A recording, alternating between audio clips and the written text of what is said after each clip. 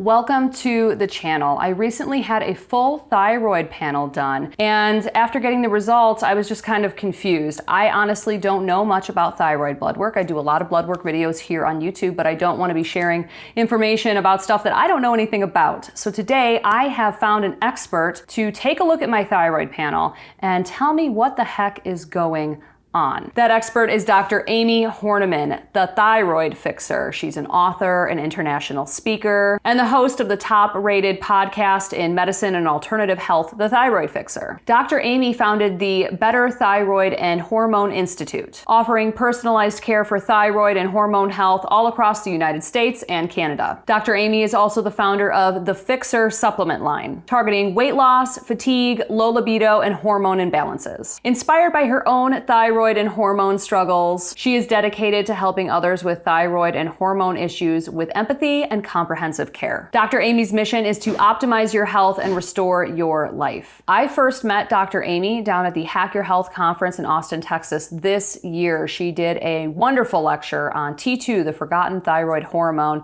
and we connected afterwards because this is a topic that I get questions about all day long.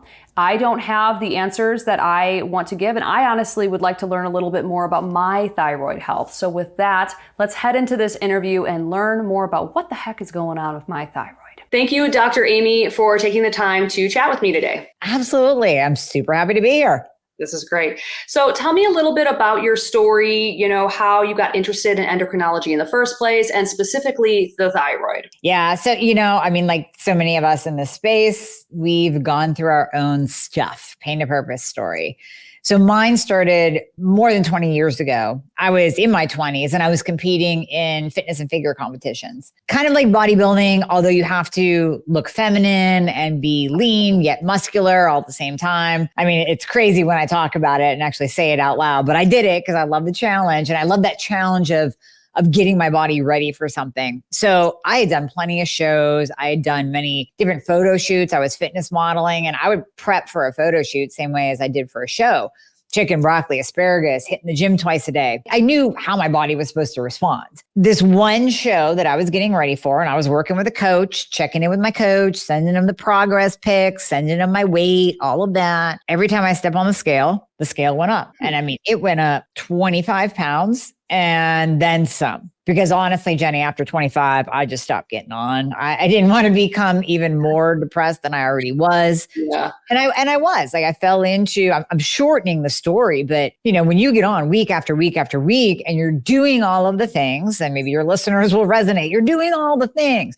You're eating right. You're controlling stress. You're working out. You're doing everything properly, taking all the supplements. And I was literally watching my body rebel against me. And I didn't know why. I had no idea why at the time. So I did what we all do. And I went to my doctor and I said, here's what's happening. I need an answer. What's going on? This doesn't make sense. They did some tests and told me I was normal and everything's fine. So I left there. I'm like, there's a whole second opinion thing that maybe I should follow up on because that's not an acceptable answer to me. Right. So I went to doctor number 2 and then 3 and then 4 and then 5 and then 6.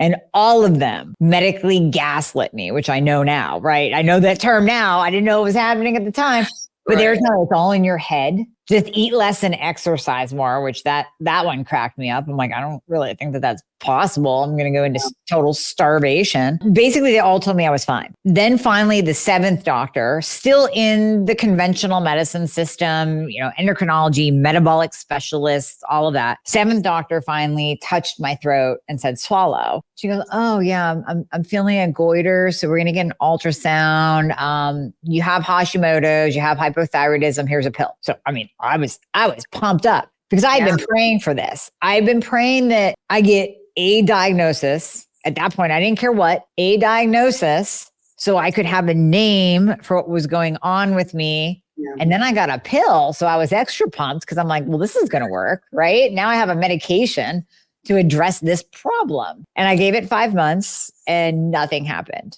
Nothing at all happened. I've since then, of course, learned that what she gave me was T4, and T4 only does not work. In fact, a stat that I'll throw out is T4 only works in 2% of those with hypothyroidism. 98% of us need T4 and T3 or T3 only. Okay. Now, I didn't know that at the time, but I did do some doctor Googling, like we are all so good at. And I found, wait, T4, it's the inactive thyroid hormone. And then there's T3, which is the active thyroid hormone. So wouldn't it make sense to put those two together? Like I even figured that out. So I brought that back to her and she goes, no, I don't do that. That's not standard of care. And I said, well, but it's common sense.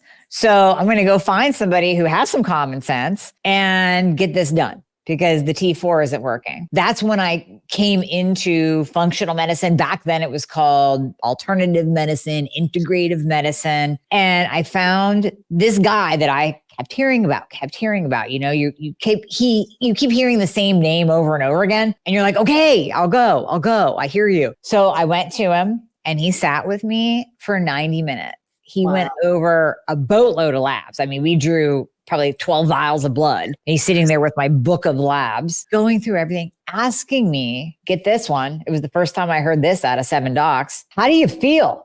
Like, he actually asked me how I felt. Oh, what a novelty. Right. I mean, again, common sense, coming in. He sat there with me and actually laid out a treatment plan. We changed my medication. We added in some supplements, addressed deficiencies, all of that. I had a whole roadmap. This is what we're going to do. And it worked. Wow. And so from that point on, I changed my career. He became my mentor. I studied under him. And I want to say also, I was in a major medical system. I wasn't in, podunk nowhere. Right. I was in one of the big ones, just like we hear Cleveland Clinic, Mayo Clinic. I was in UPMC of Pittsburgh, major medical system. And they dropped the ball 7 times. So I thought at that point in time, like, okay, if I am a woman in a major medical system in my 20s, getting the runaround and getting misdiagnosed left and right, how many other women are going through this? And then how many other women in their 30s, 40s, 50s, 60s, 70s are going through this? How many women in little towns that don't have this major medical system?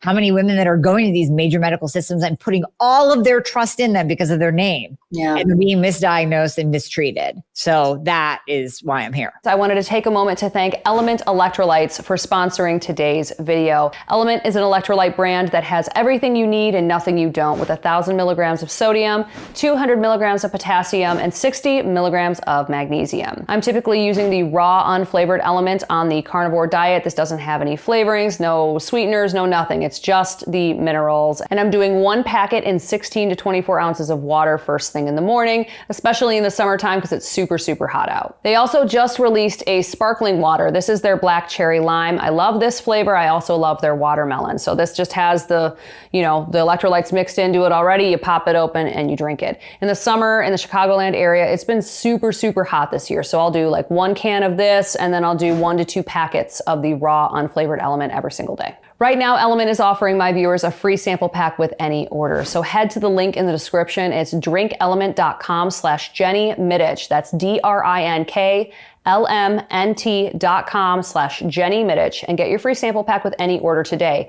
And that's for the drink packets. That's if you do some of the sparkling water. Whatever you order, you can get that free sample pack with that link. That's an amazing story. Wow. Took a while to get there, but you finally figured it out. I love how persistent you are. Well, I think about that though. I think, what if I stopped at doctor number 5? Because after 5, you really gave it a good shot after 5. Yeah. And if there are 5 medical professionals, because we put doctors on a pedestal, there are 5 medical professionals out there telling me that it's me, it's in my head, I'm normal. Ugh. I mean, shouldn't I just accept that and move on? And I'm so happy I didn't. So happy you didn't either, because now your practice and your work is helping so many people. Why don't you tell me a little bit about your practice? What do you do on a daily basis now? We see patients in my practice. I've built my practice up to this because of the importance of it.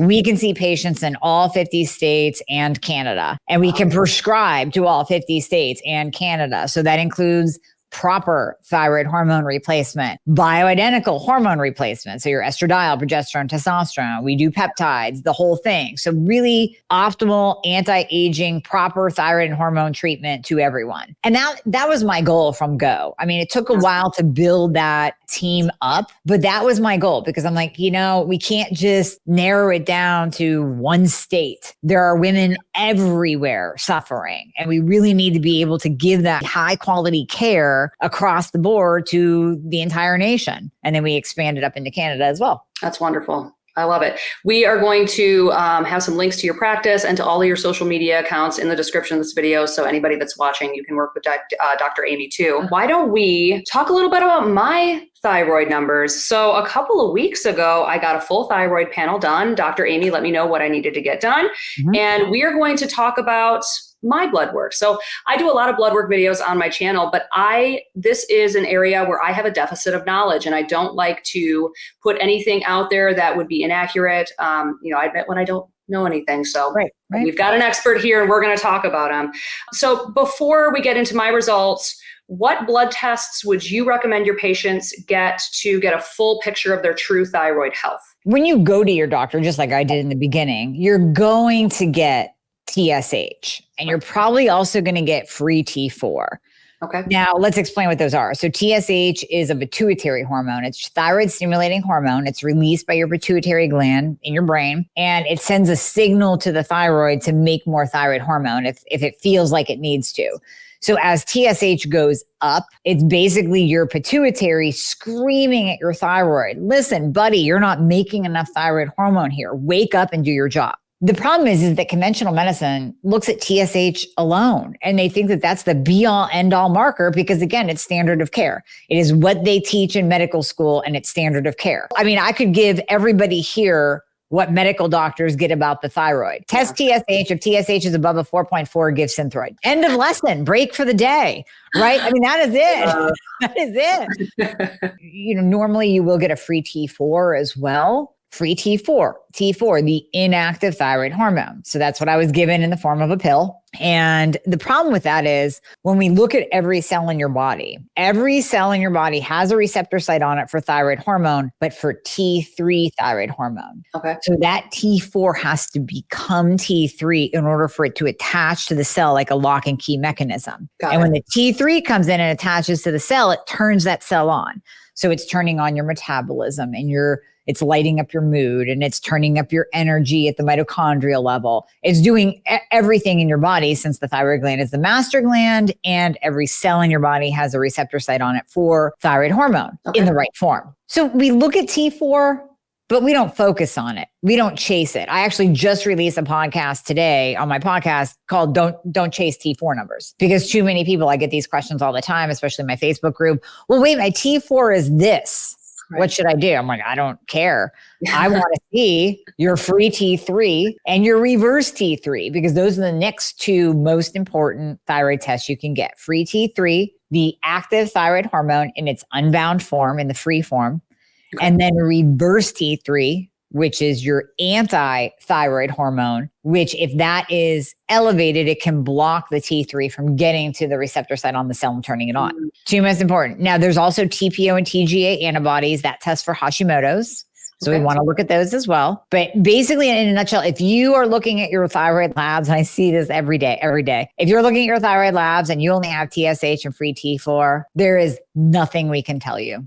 Right. If TSH is screaming high, listen, if your TSH is coming back at like a 6, an 8, whatever, then guess what? You have hypothyroidism. Like, that. What if it's less than 2? What if it's a 1? What if it's a 0.8? What if it's, whatever, but you're still suffering? We have to test further in order to get the full picture. For sure. So those 6, TSH, reverse T3, free T3, T4 free, TPO, and thyroid antibodies would be the main thyroid markers you would want to see. Yes, exactly. Awesome. I got all of those tested. I ended up getting these done online at ownyourlabs.com. Mm-hmm. And I spent about, I think, $175. I have a 10% off coupon code for anybody out there that would like to use that to order their labs. In the United States, I think 45 out of the 50 states allow you to order blood tests online. Otherwise, you can have your doctor order these as well. Or if you work with Dr. Amie, she can order them for you. So I will link all the blood work, coupon code, and all that kind of stuff in the description. But I think first what I'll do is I'll just go through the results of my thyroid numbers, my thyroid tests, and then I'm going to hand it over to you, and you can educate me on what's going on because I have no idea. Love it. I love it. Let's do it. Awesome. So my TSH was 0.982. My reverse T3 was an 18.8. My free T3 was 2.3. My T4 free was 1.51. My TPO was 14. And my thyroid antibodies were under 1. So that's that. Dr. Amie, take it away. Okay. So I'm going to basically treat you like a patient. Like this would be like a really mini consult. First of all, when you're looking at those labs, if we were to show your labs and the reference ranges with them, you would look and you would say, well, they're all within range, but we have to look at labs from a functional point of view, not just normal. We want functional optimal. So when you're looking at your labs, it's also important to write this down. We're going to give you the optimal ranges as well. You want to be in the optimal range because when you're talking, and Jenny, I'm sure you've talked about this on your channel, but I'll say it again. When we're looking at the standard lab value ranges, they are wide, vast, and huge and taken from groups of sick people. We don't want that. Functional medicine comes in and says, give me your fit. Give me your badasses. Give me those 70-year-olds that are still like water skiing and snowboarding and lifting weights. And that's who we want to test because that's who we all want to be. So we have to have those optimal ranges in order to get you into the optimal range. So very, very different from the standard lab value ranges. So when we're looking at TSH, we will ultimately want that below a 2, and you are there. Okay. You are there with your TSH. We want that below a 2. If TSH is above a 2, then we start to go, wow, this person might have some thyroid stuff going on. Let's dig deeper. Now, free T4, like I said, I'm fine with where yours is at. So actually, when I look at that, I go, that's a little bit high for me. And why that's a bad thing is because the only thing that converts to reverse T3, your anti-thyroid hormone, is T4. Okay. So when reverse is elevated, it's either that you are on T4 only and your doctor just keeps raising it, right? So your doctor gave you 50 to start and then gave you 88 and then put you on 112. Now you're on 125. Your T4 dose just keeps going up. And that's not a good thing when it's pushing over to reverse. Okay. Or it's that you are not even converting your own thyroid hormone production properly. So this becomes a conversion issue. Okay. So when that free T4 is a little bit elevated, I go, what's this person's reverse T3? Then we drop to reverse and we see yours is elevated. We want reverse T3 at an 18. Yep. You want it below a 12. Okay. So that is that classic presentation where I go, oh, okay. Yep. Yeah. And I have some questions to ask you. So hold tight. Yeah, I'm ready. We'll put this all together. But reverse T3, we want below a 12. What would you want to do the free T4 at for optimal range?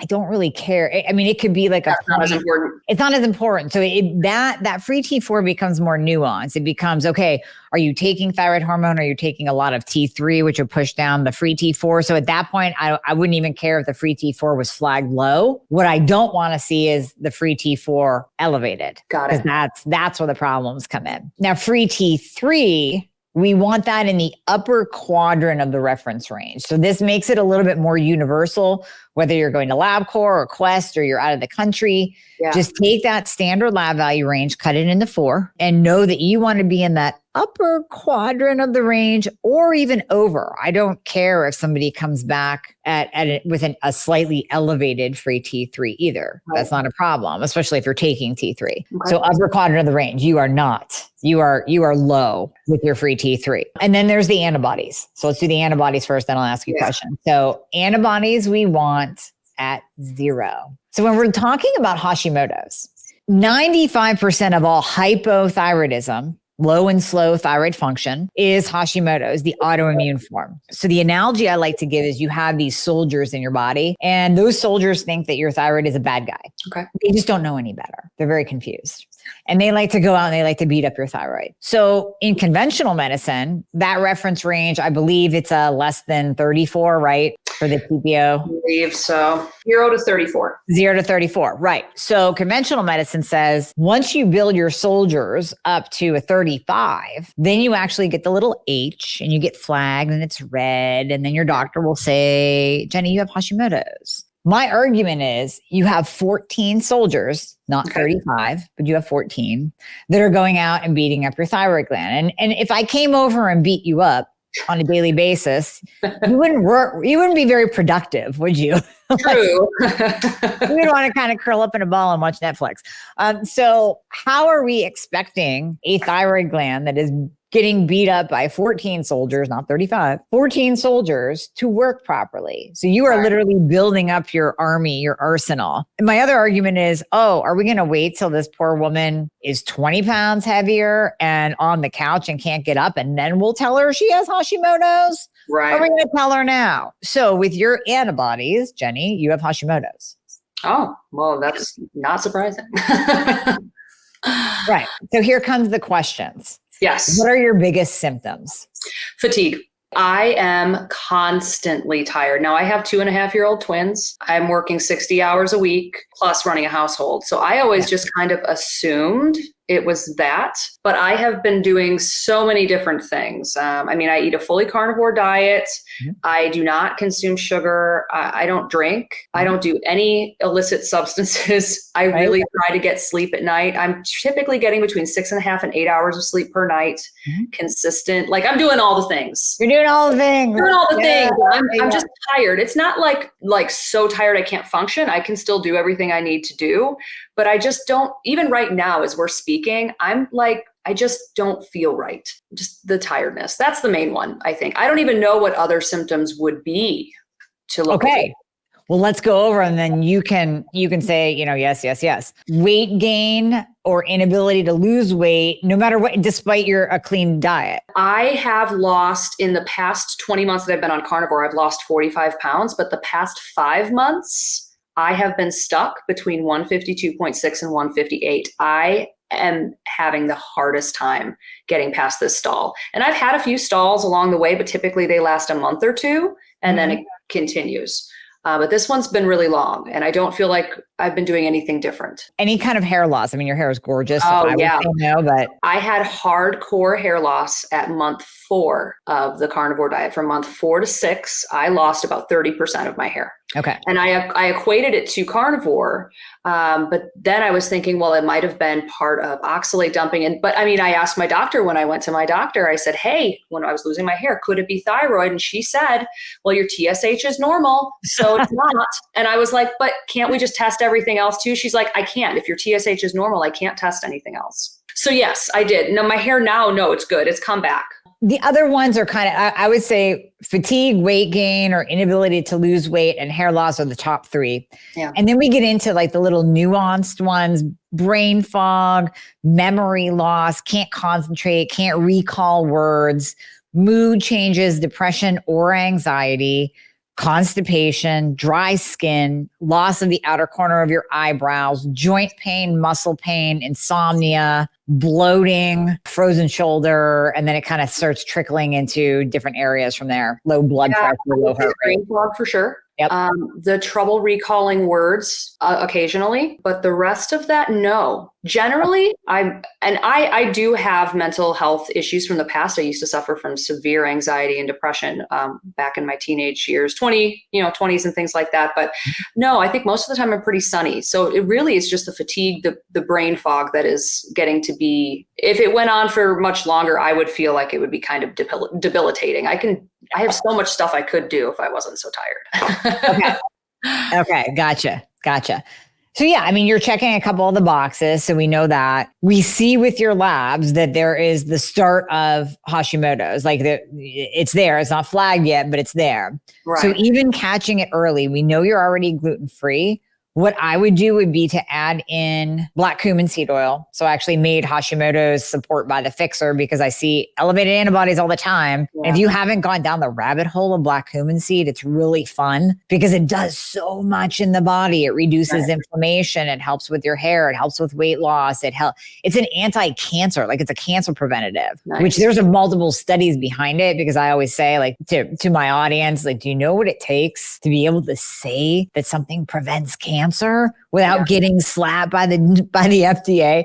So it has multiple studies behind it that it can say that, and reduces antibodies. So I would add that in. And then we have to move over to the thyroid hormone replacement side. So what are we going to do with that low T3, elevated reverse T3? Pairing up very much so with your symptoms. So what I would do is I would start you on a very, very small dose of T4, and then we would start adding in T3. So T4 would be in the form of Synthroid or Tirosint. T3 would be the generic form liothyronine, because there are less fillers in generic T3 than there are in the brand T3. There are less fillers in the brand T4 than the generic T4. So we would add in generic T3 liothyronine, and we would just baby step that up. So T3 always has to be split dosed. You always have to take one in the morning and then one in the afternoon, because it wears off. So like right about now is when I should be going to take my T3. So I'll just take it right after this meeting. For T3, we start at 5 micrograms, and then we go 5 micrograms twice a day. And then we baby step up from there. Where you will land for your optimal dose for T3, I don't know, because I get that question all the time. What's the optimal dose for T3? I say, well, I'm on 150 micrograms. I have a patient that's optimized on 10 micrograms. Okay. So anywhere in the middle is where you could fall. Yeah.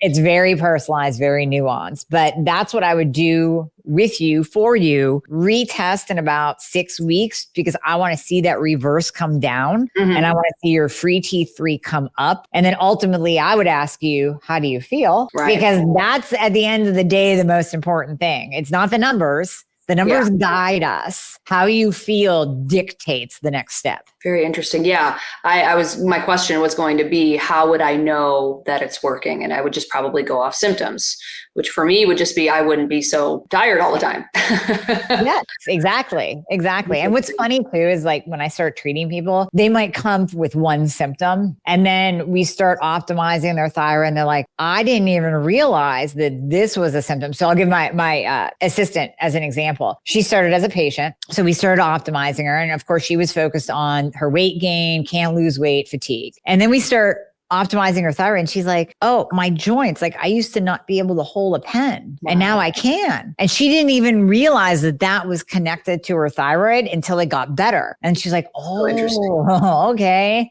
That was connected. That's so wild. I love it. Yeah. Well, I mean, I guess we're going to have to like schedule a meeting outside of this so that we can start some treatment. Right? Exactly. I know. I'd love to help you. But yeah, your numbers are the perfect example of somebody that even if you got all those tests, unless you're working with someone who really thinks outside of the box and knows what they're doing with the thyroid, they would probably tell you you're normal. And everything. Yeah. I mean, me knowing absolutely nothing, looking at the reference ranges, looking at all that kind of stuff, I was just kind of like, if I was looking at it, I'd think it was normal, but I knew I needed to dive deeper, definitely. So for the antibodies being less than 1, that needs to be 0 in your opinion. Yeah. So the TPO and the TGA antibodies are 2 markers for Hashimoto's. Both of them do not have to be high. Okay. If one of them shows antibodies, then that is an antibody that is attacking your thyroid. That's good to know. I think a lot of people are confused about all of this. I have a couple of just general questions. How much do you think that eating a fully carnivore diet has to do with thyroid numbers? Do you have any opinions on that? Do you work with any carnivores or people in the low carb space? Oh, yeah. Well, especially when we're talking about autoimmune conditions, carnivore is fantastic at lowering autoimmune markers, and even just, lowering your Hashimoto antibody markers because of the inflammation reduction. I mean, we know that's just a no-brainer. It's the perfect elimination diet because you will plummet your inflammatory markers, plummet inflammation in your body. And when you take down inflammation, your body works better. Right. So your thyroid could potentially come back online. Now, you've been doing it long enough that we can rule that out as an option. At this point, we would bring in the thyroid medication, but going carnivore is great. The only thing I like to tell people is even once a week, if you can, or once every 2 weeks, can you add something in just to come out of that really low carb state? So And I know in the carnivore world, there are so many different opinions on what you can't do. So many. But I know, I mean, a lot of people have opened up to using honey, adding in some fruit, just to get out of the low carb state. So I'm not asking you to eat a salad, but I want you to come out of that really low carb state in order for your thyroid to produce T3, because we do know that when someone is doing low carb, even keto for a very, very long time, the natural production of T3 goes down. Right. So yeah, we would just want to break that every so often. Got it. What are your thoughts on iodine supplementation? I love it. I am a huge fan of it. I have a list of what I call no duh supplements, meaning of course you're going to take these every day. So my non-negotiables. So iodine is in there, black cumin seed, magnesium, vitamin D, a good B complex. These are the standard non-negotiables. We should all be on them every single day. A good mineral supplement, something like that. So iodine is in there. And I know if you were to poll 100 different functional practitioners, I would say probably 60 to 70 would be pro iodine, but you're always going to get that group that's anti-iodine. And then again, we bring in common sense. Every cell in the body has a receptor site on it for iodine. If you look at the periodic table, iodine is very close to fluoride, bromide, and chloride. Right.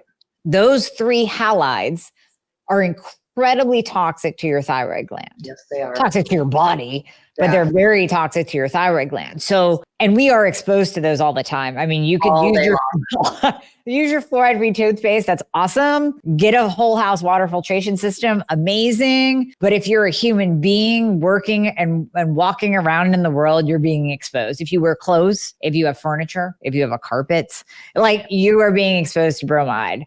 So those toxic halides compete at the receptor site and they will attach if there's not enough iodine in the system. Iodine is the only thing that can come in and push those halides out and basically allow your body to detox from them, because iodine will come in and say, hey, buddy, get out of my seat. Boom, and attach. And then, fluoride, bromide, chloride is running around going, oh, we don't know where to attach to. There's no receptor sites for us anymore because this person has enough iodine. So now you're detoxing, which is why some people can get a Herx reaction when they start iodine if they start too high too quickly, because you are massively detoxing some toxic halides out of your body. Now, I mean, going low and slow is really how you do it, adding in salt as you're doing your iodine loading. That was my next question. I've read that having salt, unrefined salt, while you are doing the iodine supplementation is essential to help with the halide detoxification. Yeah. And it's really more so in the beginning. Like I take iodine every day now and I don't necessarily put salt in it anymore. Because my body's used to it. And yeah. Do you like Lugol's 5%, or do you do the pill form, or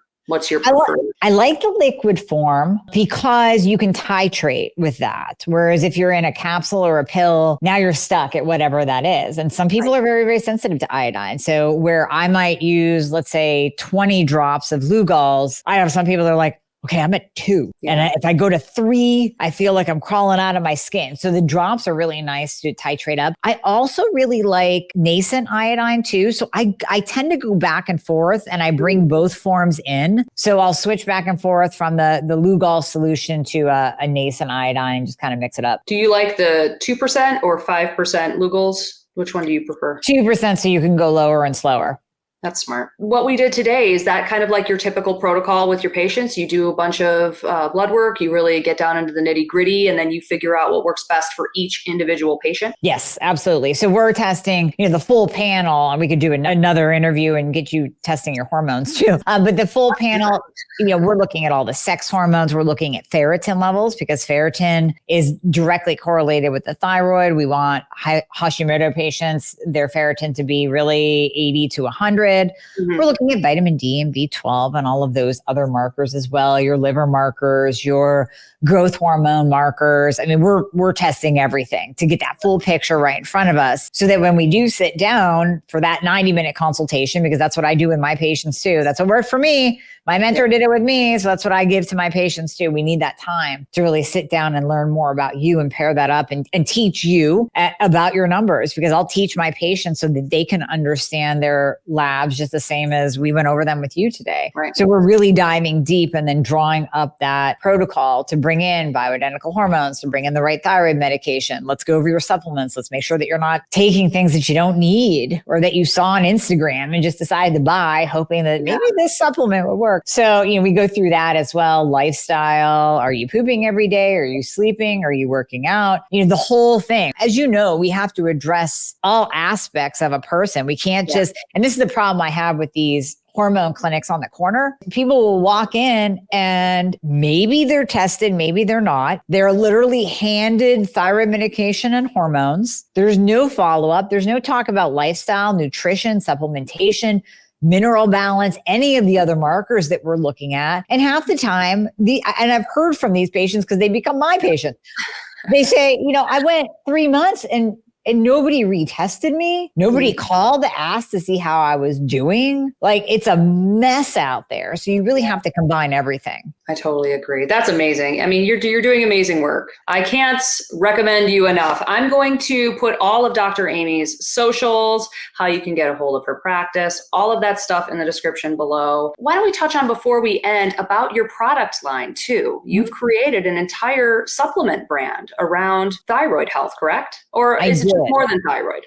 More than thyroid. The first supplement that I put out was Thyroid Fixer for the brand, but this was released based on 15 years of research and anecdotally me using it with my patients. So before I was able to prescribe to all 50 states, I'd be working with women that, they weren't in my state, they were in a different state, they were stuck on T4 only per conventional medicine. And even if we would address everything else, they were still on that T4 only. Yeah. So we needed to do something to improve their thyroid function, but to actually improve their symptoms, get them to lose weight, get their energy back. So I started using T2, which I now term the forgotten thyroid hormone. T2 is not a prescription. It's available over the counter, but it acts on the mitochondrial level and it increases your ATP production for better energy. And then it increases your basal metabolic rate. So literally the amount of fat that you are burning at rest improves. So when we implement T2, I was seeing, even with these poor people on T4 only, we were seeing weight loss. We were seeing better energy levels. Some people will report back, I used to be cold all the time, which that's another thyroid symptom. Cold intolerance. You're cold. Everybody else is totally normal, asking you what's wrong, why are you wearing a winter coat and it's 70 degrees out. Or you can go the other way and be hot and be like, can somebody please turn on the air? And they're like, what? We're comfortable that's here. Me. That's now that you say it. I know, that's me. I go the other way. Yeah. So hot all the time. In the winter, it's like 30 degrees out. I have the window open.